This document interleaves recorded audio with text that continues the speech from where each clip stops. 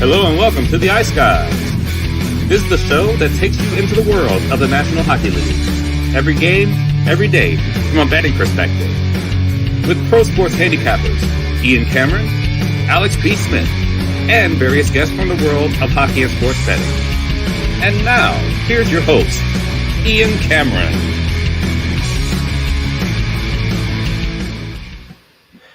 Welcome to the Ice Guys, presented by Boston Hemp Inc. Wednesday, May 15th, Ian Cameron with you, ready to break down the Colorado-Dallas Game 5, the only game in the Stanley Cup playoffs tonight.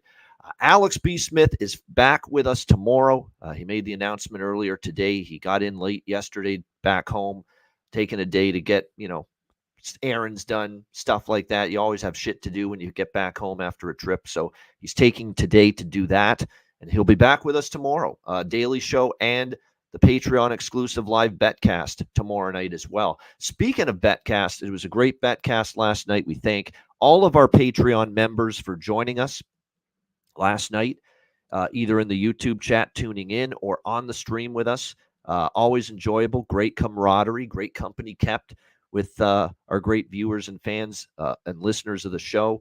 Last night was no exception.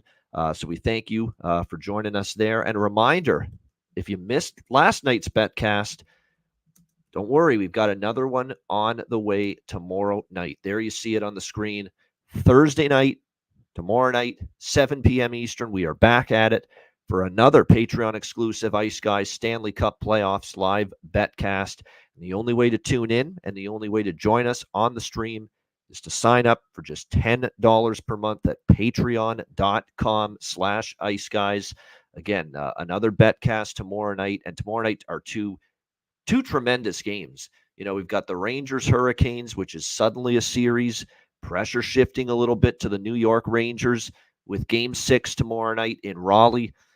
That's the first game tomorrow night, and then, of course, we've got Game 5 of what is now a 2-2 series between the Vancouver Canucks and Edmonton Oilers as the scene shifts back to Van City for Game 5 tomorrow night. So it's a great doubleheader tomorrow night. If you didn't join us or couldn't make it last night, you have another opportunity tonight, tomorrow night on Thursday, 7 p.m. Eastern time. So tomorrow night, make sure you join us, another Patreon exclusive Ice Guys live betcast.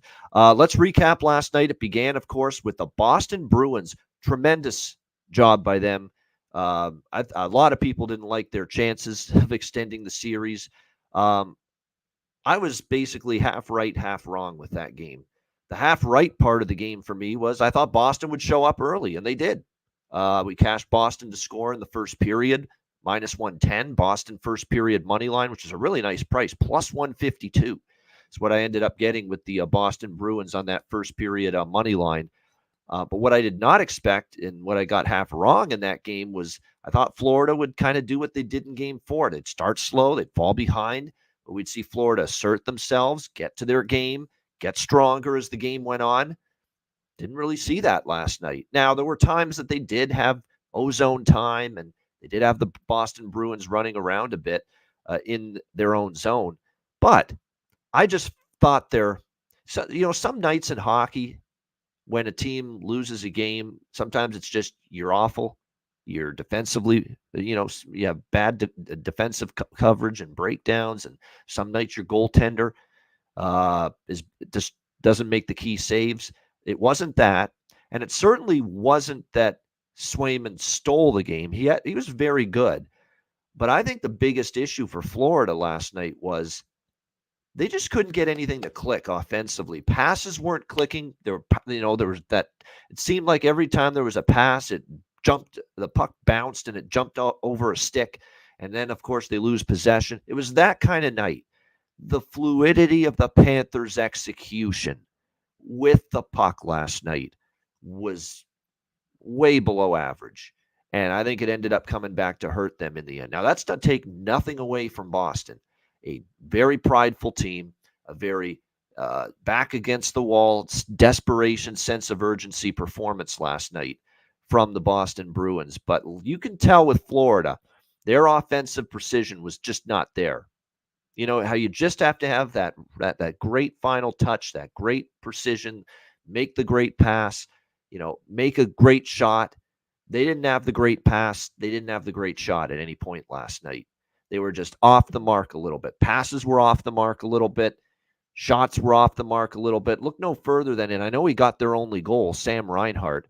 He could have like 4 goals last night. He had a multitude of chances, huge amount of chances. Just went nuts as far as shots on goal. But there were a couple chances he had too, where point blank, just grade A.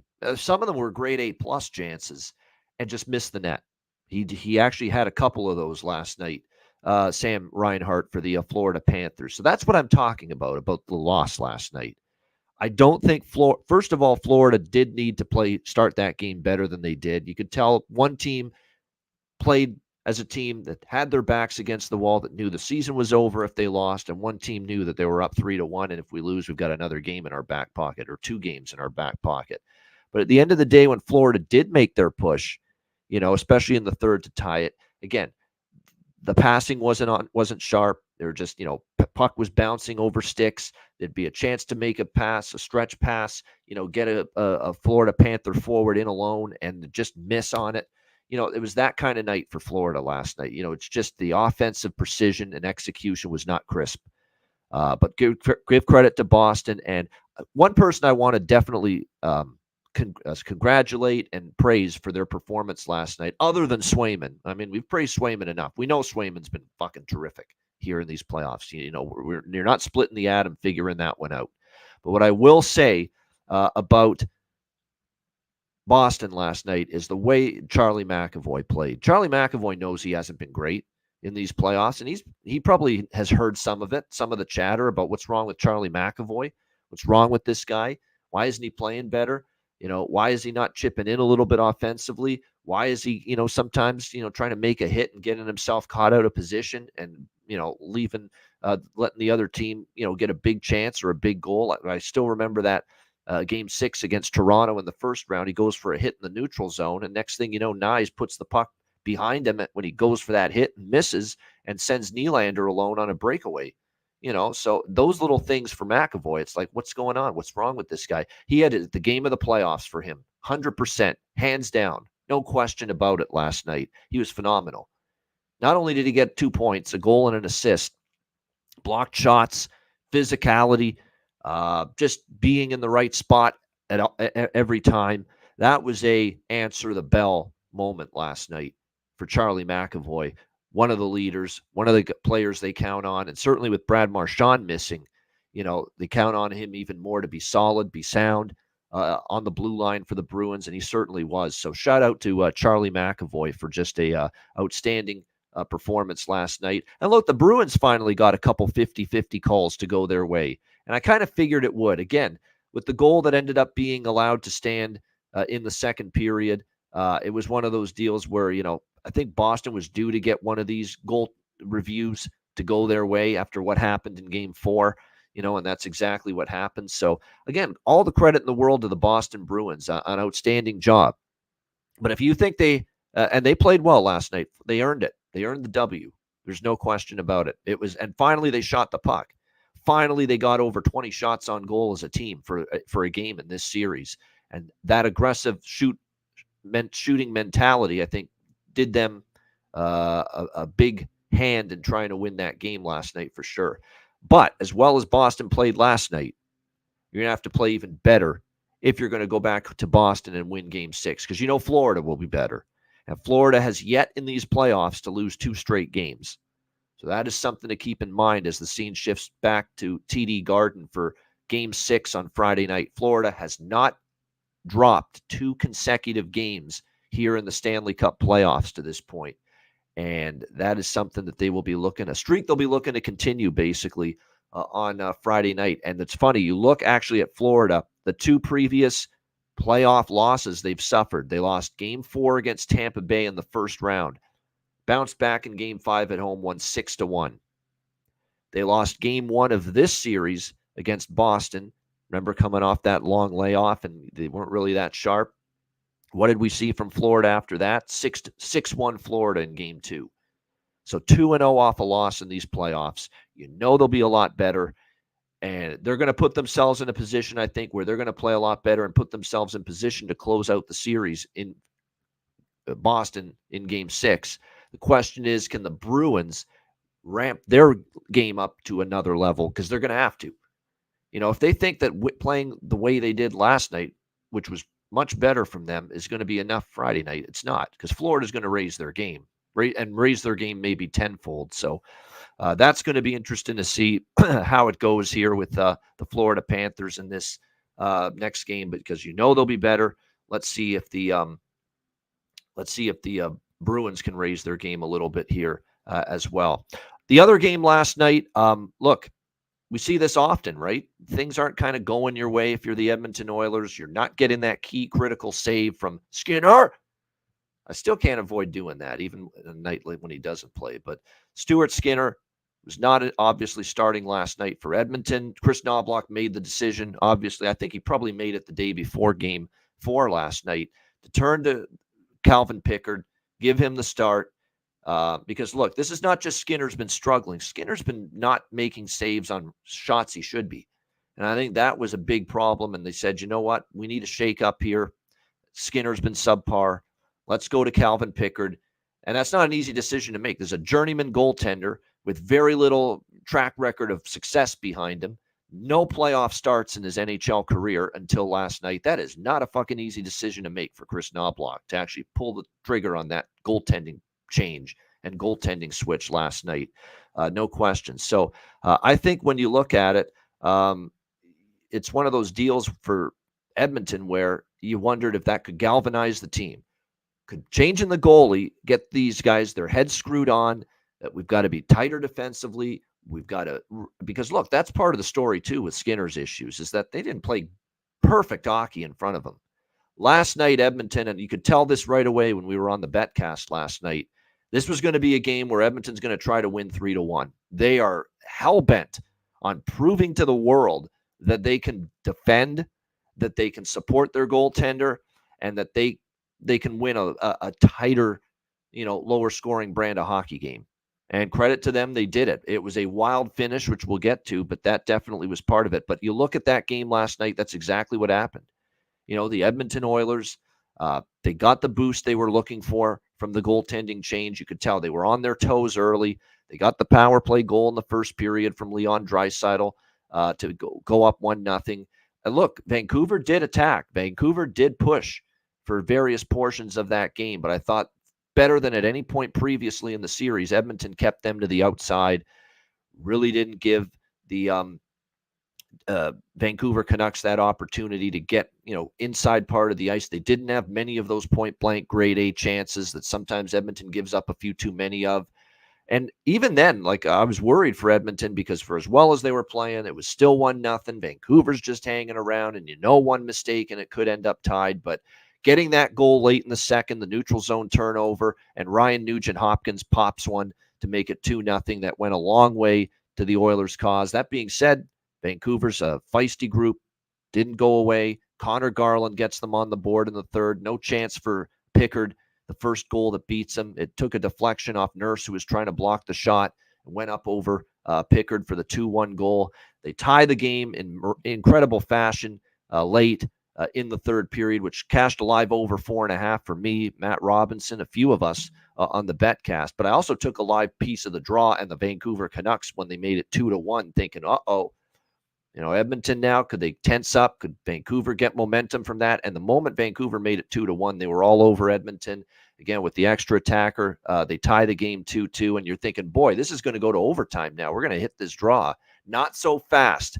Evan Bouchard had other plans. They can't clear the puck. Gets back to the point for Bouchard. He rips one past Shelovs, who gets a piece of it, but not enough. And Edmonton, with 38 seconds left, grabs a 3-2 lead. And that is the final score, 3-2 Oilers. And that could end up being, if we look back on Edmonton, if they win this series, they go to the West Final, and let's say they do even greater things, they go to a Cup Final and they win it or whatever, you're going to look back on that Evan Bouchard goal and think that could have saved it, saved any chances of us doing this. Because if that game goes to overtime last night, raise your hand if you thought Edmonton was going to win that game had it gone to overtime. I don't think many people would, because there is no doubt Vancouver would have had all the momentum going into overtime. They're the team that was down 2-0 and came back to tie it. Edmonton was the team that had a 2-0 lead and ended up coughing it up. If that game went to overtime, you knew momentum would be on Vancouver's side. So for the Oilers to get that game-winning goal from Evan Bouchard in the final minute, avoid overtime, get the win, that could prove to be the biggest goal of the Edmonton Oilers season. But again, for that to be the biggest goal of the Edmonton Oilers season, they have to win this series, or else it's a moot point. Who the hell cares anymore if you don't win this series? But if you now win this series, we're going to look back at that third period Evan Bouchard goal last night and say, wow, that's what turned the tide. That's what really got it going for the Edmonton Oilers. So credit to them. Credit to Knobloch. Big guts to make the goaltending change, especially because it's not like you're going from Stuart Skinner to Laurent Brossoit, or you're not going from Stuart Skinner to Jonathan Quick. You're not going from Stuart Skinner. Think of any solid, reasonably good backup goaltender in the NHL. That you can throw in there and say, you know what, Brossoit goes in the game, I think I can win. Jonathan Quick goes in the game, I think I can win. You go to Pickard, who is a journeyman. He's been with multiple organizations. I've lost count how many teams he's been with. 4, 5, maybe even more than that. A guy that hasn't had a single start in the Stanley Cup playoffs. That's guts. That's balls to actually go forward with that kind of a change in net for Chris Knobloch. And he did, and give him credit for it. It paid off, because I think the goaltending change finally got Edmonton's attention.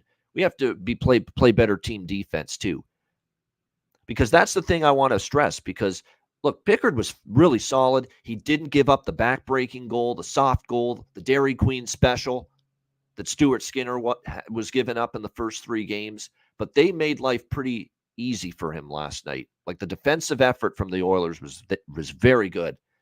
So it was a great job by the team. It was a very solid performance from Pickard, but he didn't have to be great last night. And if you then look to what Rick Tocchet said in the post-game press conference, he was not happy. He really wasn't. He went after his best players, and he didn't say his best players, his top players. He said there are 5 or 6 guys that they really need to get going. I think some of them don't know it's the playoffs now.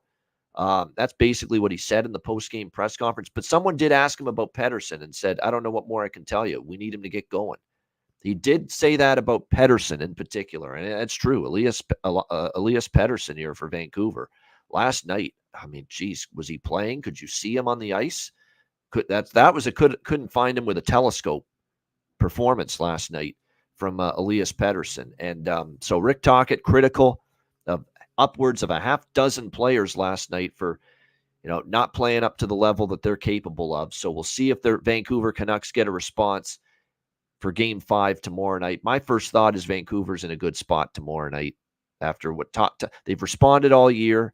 Tocchet, has picked his spots well to come down on the team, and I think another thing too is I want to see Pickard stand up and get a win and play well if in a game where Vancouver's going to put 20, 25, 30 shots on goal.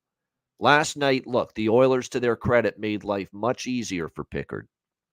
What if tomorrow night Vancouver ramps their game up and offensively they're pressuring Edmonton way more than they did for extended portions of last night's game? Can Pickard stand in there and deliver? Because look, it was a pretty easy night for him. You don't have, there was maybe three or four at most tremendous, unbelievable chances last night for the Vancouver Canucks in that game. So that's the thing I caution everybody about. Don't get carried away with the Calvin Pickard, praise just yet. They made life easy for him. They defended very well in front of him last night. Let's see what happens tomorrow night when the scene shifts to Vancouver. Rick Tocchet also hinted at lineup changes tomorrow night for Vancouver, so I'm very interested to see what those will be. But definitely looking for better from his team, clearly, after what we saw last night. All right, let's get to tonight. There's only one game, standalone game in the Stanley Cup playoffs. It's got the spotlight treatment. It is Game 5, Western Conference semifinal. The Colorado Avalanche taking on the Dallas Stars. Do or die for the Colorado Avalanche, trailing this series 3-1. Right now, we've got the Dallas Stars here in game number 5, minus 140, home favorites. The total in this game is mostly 6.5, but there are a couple books, Pinnacle, Heritage, couple books that have 6 for this total instead of 6.5. So that's important to point out. Shop around. If you like under, find the 6.5. If you like over, find the 6. So make sure you shop around and you find the correct price with that. I'm not going to, come on here and say I love this game from a betting standpoint if I don't love it. And to me, there's a lot of questions here.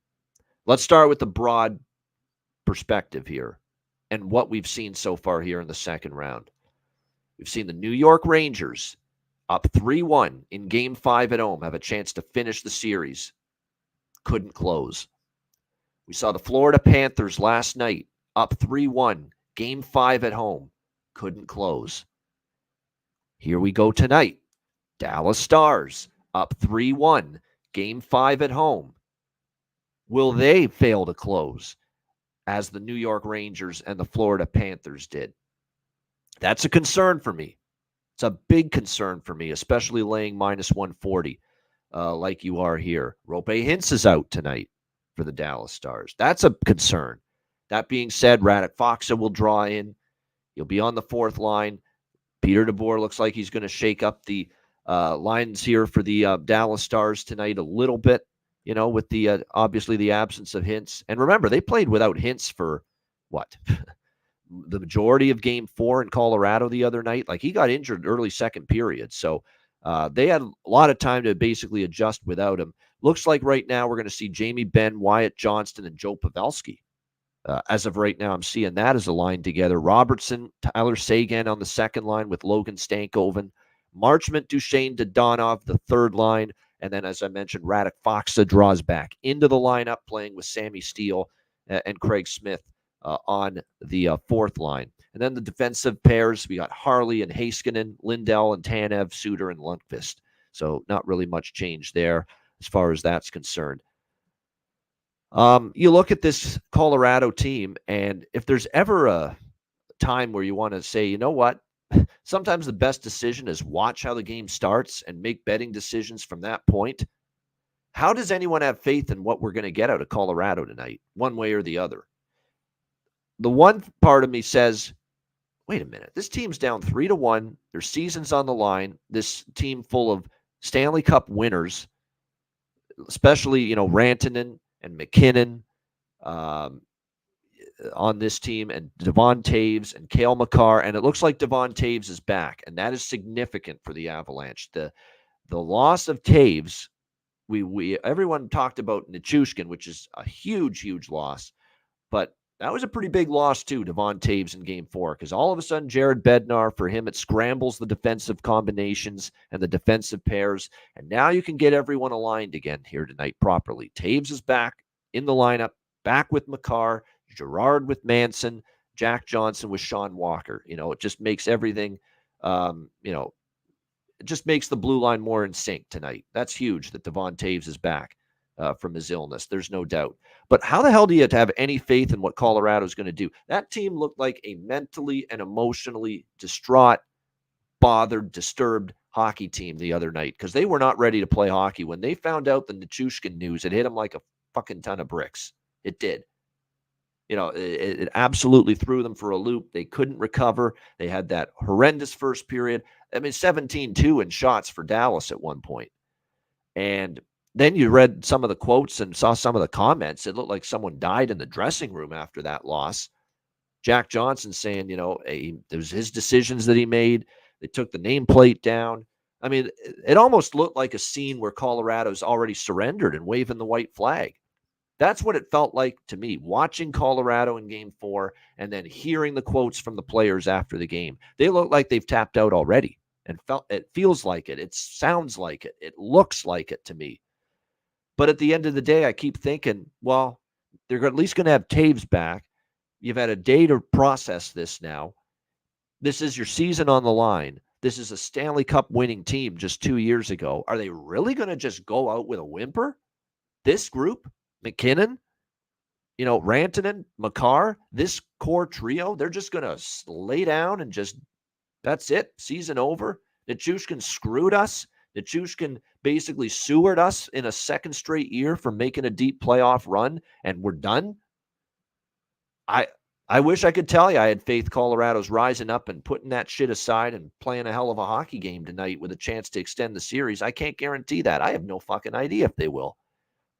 I have no clue if they will, because that looked so awful, and the comments coming out of that Game 4 loss were just equally as demoralized, beaten down mentally and emotionally. That's not a team I'm looking to back here. It's just not.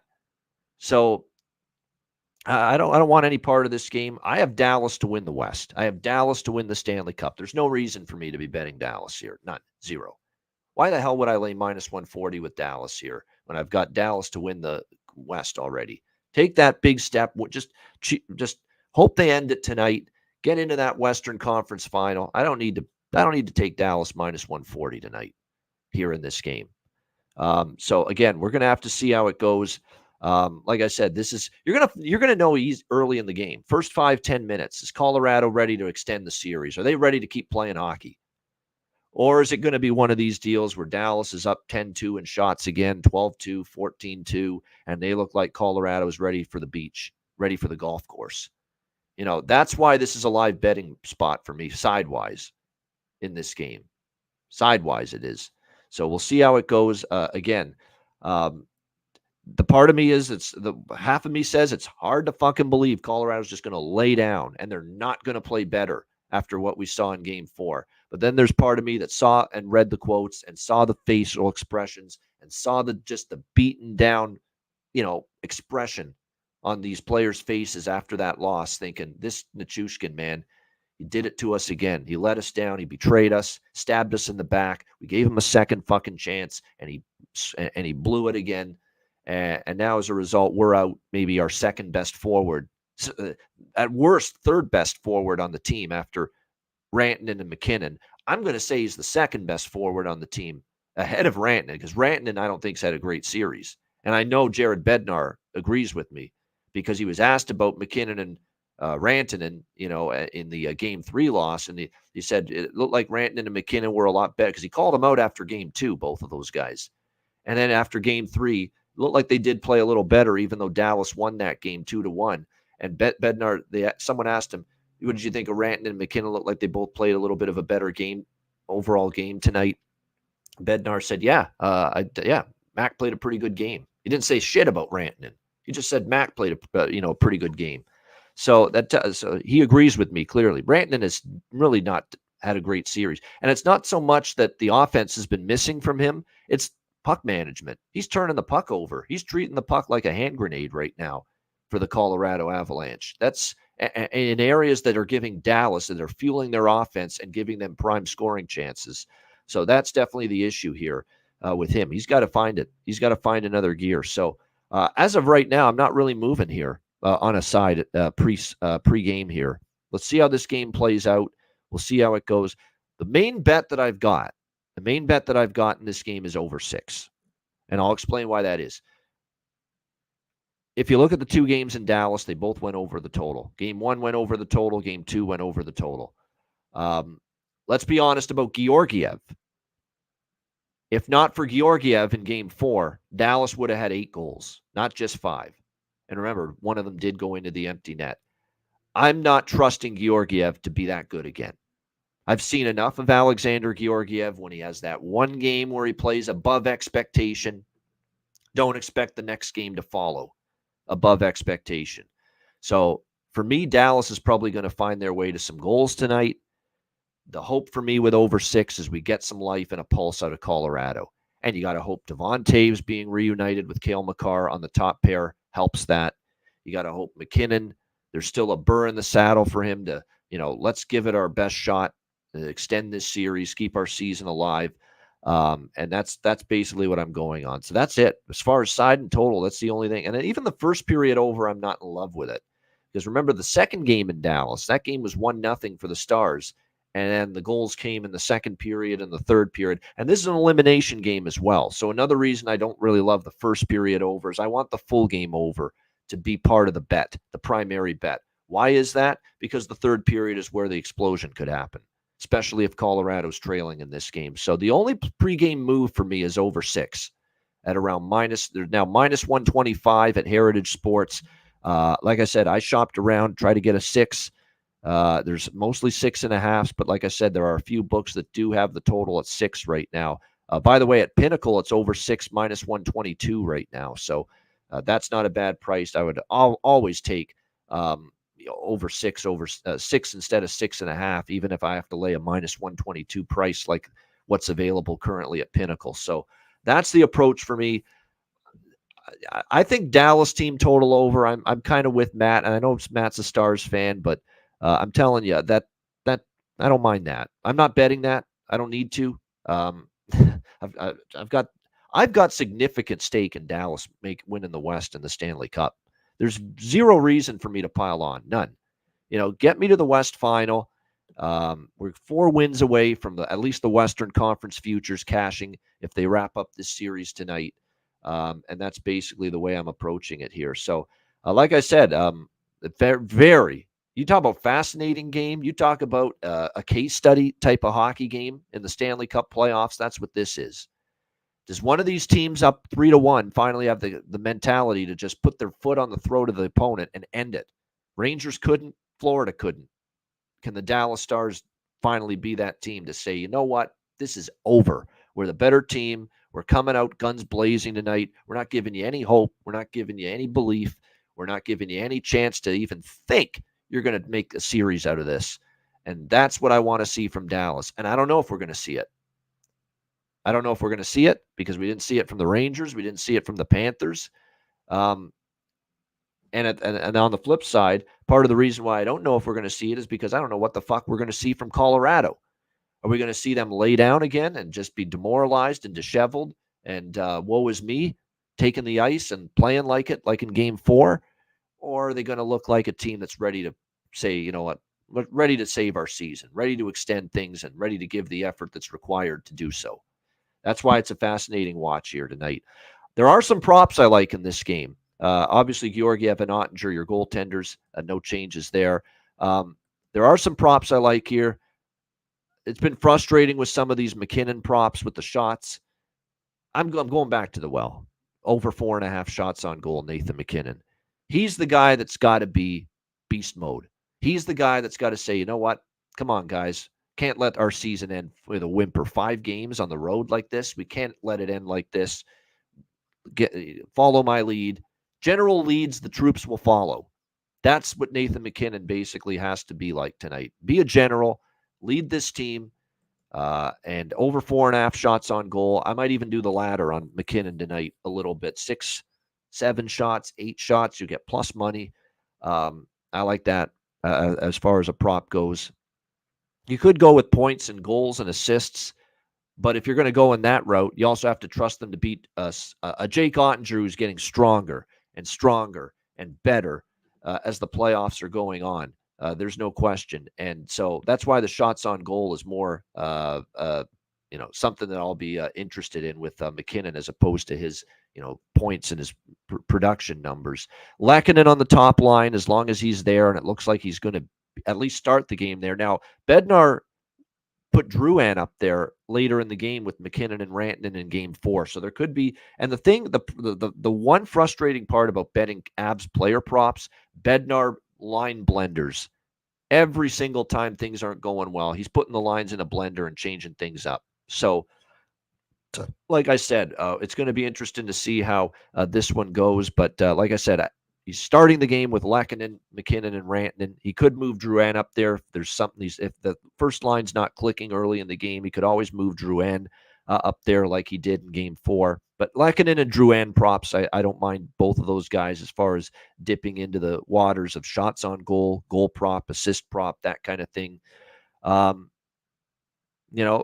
see how that goes for Colorado. Like I said, Devon Taves back with Makar is big for the blue line because I'll tell you what, it's not just that you didn't have you didn't have Devon Taves in Game 4. But do you know what the guy that and look, this is a tough spot. Like Devon Taves is the next best defenseman after Makar, but Caleb Jones is the guy that took Devon Taves' spot in Game 4, and Caleb Jones was horrendous. I hate to pile on the poor guy. He's in a tough spot. He's suddenly playing when he's not expecting to play, but he was awful. He took multiple penalties. He giveaways with the puck, just not sound at all, out of position in his own zone. It was just a nightmare game for Caleb Jones. And that was the guy taking the spot of Devon Taves in Game 4. So I feel bad for him. Like, it's just he wasn't expecting to play probably in that game, and then all of a sudden he has to because Devon Taves is a late scratch with the late absence with the illness. But it couldn't have gone worse for him. So it's a huge, huge difference. Jones out, and now Devon Taves back in that spot. As far as Dallas props, Wyatt Johnston, yeah, but you are buying high on Johnston here. Look, he could pop any night for a goal, 2 goals, tons of shots on goal. The last game he did, of course, right before his 21st birthday. I've cautioned everybody, though. He's been good at home. He's been even better on the road. But certainly, if Wyatt Johnston's been a gold mine for most of us this year, certainly I can speak for me. What an incredible season and he's had for the Dallas Stars. He's playing with Ben and Pavelski. Pavelski is so close to finally getting a goal here. Is tonight the night? We'll have to wait and see. I think Logan Stankoven, shots on goal, maybe get on the board as well. And more importantly, the number one player prop for me here tonight is Mr. Seguin. And I know for the first time in 7 or 8 games, he had a 7 or 8 game streak prior to Game 4 where he went over 2.5 shots on goal. The streak ended in Game 4. He only had 2 shots. I would come back to the well here with Tyler Seguin one more time, over 2.5 shots on goal to score a goal in the game. He's done significant damage in his career over the Colorado Avalanche, so definitely liking that. Landon likes Robertson and Pavelski to score here tonight. I feel Pavelski is so close to getting one. There's no question. And Wyatt, to me, exactly, Terry. The one concern is after a super red hot game like Game 4, maybe a little quieter tonight. It's more of a Stankoven night for me. And Seguin, like I said, Seguin over 2.5 shots, maybe to find the back of the net. I'm interested there as far as his props are concerned. And I'm going to throw one out at you because this guy scored what ended up being, I believe, the game winner against Vegas in Game 7 back on May 5th, 10 days ago. And he's back in the lineup tonight on the 4th line. This is more of a gut feel because we know he doesn't score a shit ton. We know that. But he scored what ended up being the series-winning goal against Vegas. Radek Faksa back in the lineup tonight for the Dallas Stars. I don't know why, but I've had this feeling all morning and all afternoon so far that, just like in a series-clinching game like he had in Game 7, that maybe, just maybe, he finds the back of the net tonight in his return to the lineup, playing on that 4th line. That 4th line, which has been forechecking like crazy and having some good shifts. And now they get Faksa back on that unit with Sam Steele. Craig Smith can't put a puck in the ocean right now. This poor guy. I mean, he keeps getting chances, and unfortunately, he just can't keep the puck. Just can't put the puck in an ocean right now. He's getting a million chances. Sammy Steele's been good on that line, but yeah, for Radek Faksa here, just a small little flyer for me, plus 725 to score a goal tonight. I just feel like, hey, he had that backhander, like I said, in the 3rd period of Game 7 against Vegas. It's just one of those feel type of bets for me, gut feel, that maybe Fox makes an impact there and finds one here in this game tonight. So those are the main ones that I'm looking at here. Like I said, if you're Colorado, you're gonna live and die tonight by Nathan MacKinnon, in my opinion. you've got to find a way to get him going. He's got to get rolling. I think there's a good chance he does that. I think it's a great, great night to look at McKinnon over shots, Seguin over shots, or the two shot on goal props that I like the most here in game 5 tonight. And like I said, a few of those goal and assist props as well that stand out. Stankoven, Seguin on the Dallas side. I think Pavelski might be due. The little shot here with Foxa. And then I would say Lehkonen and Drouin on Colorado, because they're on the left wing side on those top two lines. They're capable players. You get the discount price compared to obviously the likes of McKinnon and Rantanen, and you get a discount with their goal prop, assist prop, etc. So yeah, Lehkonen and Drouin for Colorado. And by the way, what about the shot blocking machine? If you block shots, I don't bet a ton of them, but there's been certain players where they've been just great with the block shot prop. Trouba for the Rangers. The combination of Ian Cole and Tyler Myers for Vancouver have had a lot of blocked shot prop wins. Obviously for Dallas, that's the one, the only road grader, Christopher Tanev.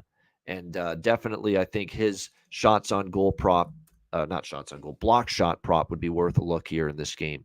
Ottinger saves too, but the thing is, with the Ottinger saves prop, how many of those pucks are going to go get to the net when you got a guy like Tanev that's going to play a shit ton of minutes and blocks everything? Not to mention, don't sleep on Heiskanen blocking shots and Esa Lindell blocking shots for this Dallas team on the back end. So Tanev is over 3.5 block shots here, minus 120 to minus 130. So like I said, I think that's definitely something to keep an eye on here.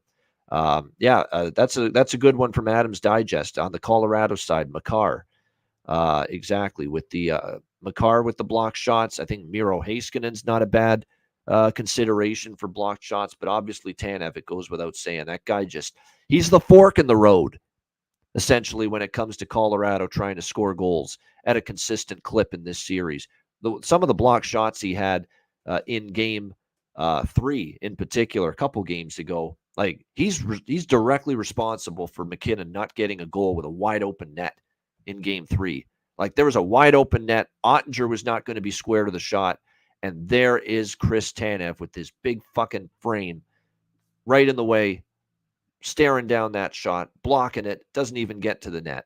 That's what Jim Nill saw in him. That's why Jim Nill brought him to Big D, because he knew this is a guy you win Stanley Cup playoff games with for that defensive prowess, that physicality. And like I said, he'll put his face in front of a shot if he needed to.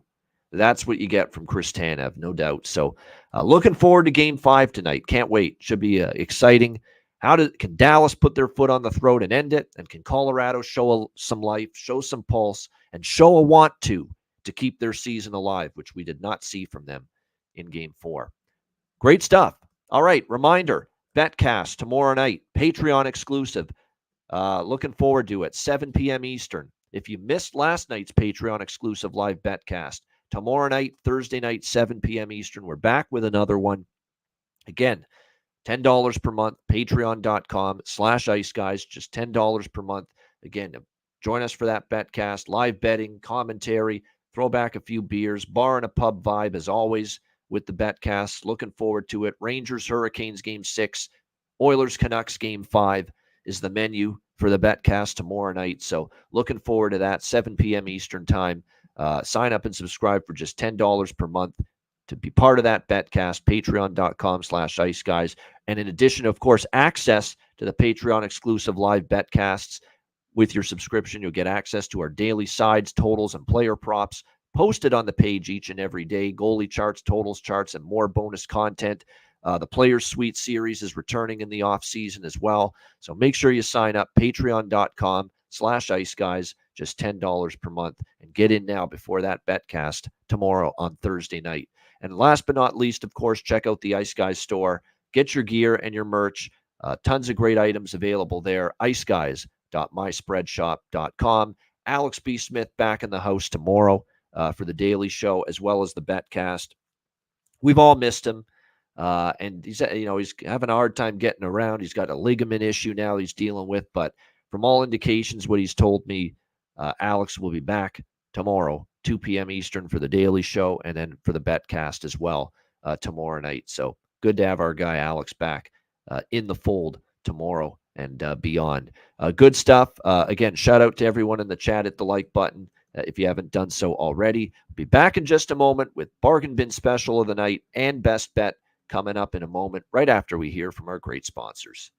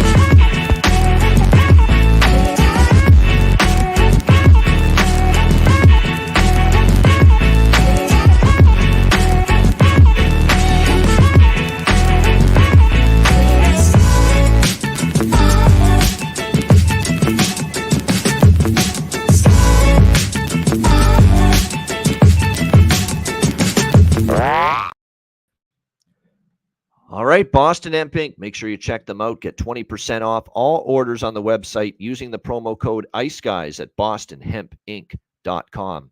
All right, Bargain Bin Special of the night. We obviously only have one game to choose from tonight. Game 5 in Big D in Dallas between the Colorado Avalanche and the Dallas Stars. For Bargain Bin Special, let me just see what the price is here on because if the price is I figured it wouldn't be bargain bin with price worthy with Sagan. It isn't. So I'm going to go to Logan Stankoven.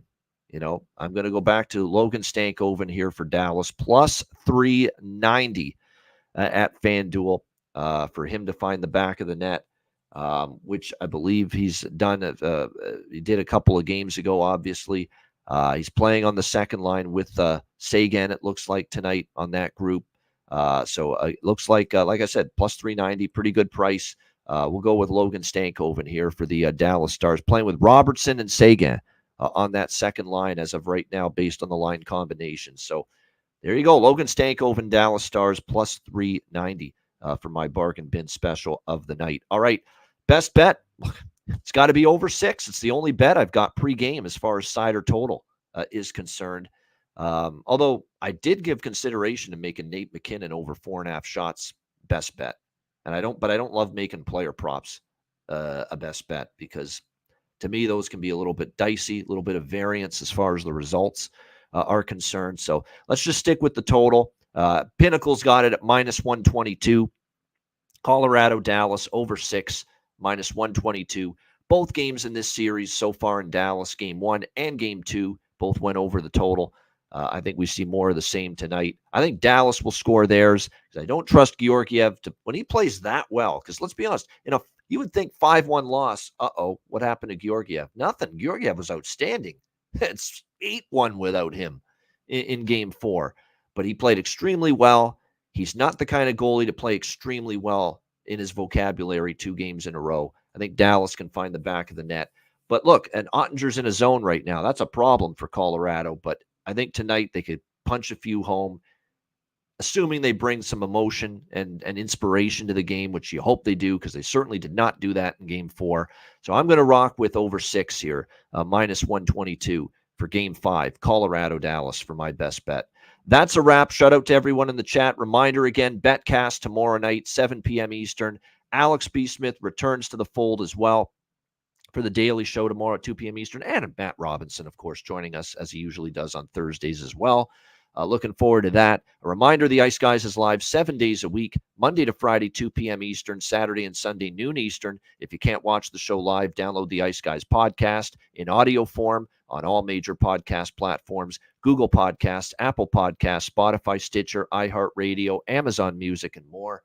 Download the Ice Guys podcast when you can't watch the show live. I'm Ian Cameron. Have a great Wednesday night. Enjoy the games and good luck. And we'll be back with you tomorrow on Thursday for a doubleheader of the Ice Guys Daily Show, 2 p.m. Eastern. Me, Alex B. Smith, Matt Robinson, and the Betcast tomorrow night, Patreon exclusive at 7 p.m. Eastern Time. Join us again on Thursday for more of the Ice Guys.